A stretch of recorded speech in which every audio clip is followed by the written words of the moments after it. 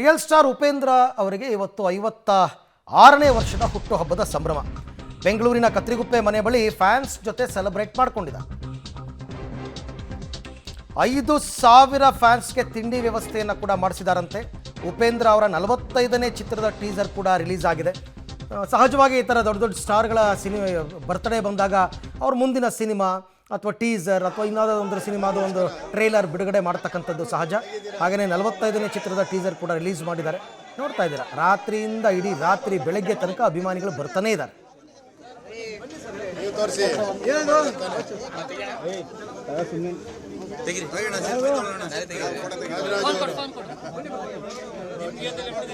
ನಟ ಉಪೇಂದ್ರ ಅವರ birthday celebration videos ಮತ್ತೆ ಅವರ ಮುಂದಿನ ಸಿನಿಮಾದ ಟೀಸರ್ ಕೂಡ ರಿಲೀಸ್ ಆಗಿದೆ. ಬಹಳ ನಿರೀಕ್ಷೆ ಇದ್ದದ್ದು ಅವ್ರದ್ದು UAE ಮೂವಿ ರಿಲೀಸಿಂಗ್ ಡೇಟ್ ಏನಾದರೂ ಅನೌನ್ಸ್ ಮಾಡ್ತಾರೆ ಅಂತ. ಬಟ್ ಇಲ್ಲಿ ತನಕ ಆ ಥರದ್ದು ಯಾವುದೇ ಮಾಹಿತಿ ಬಂದಿಲ್ಲ.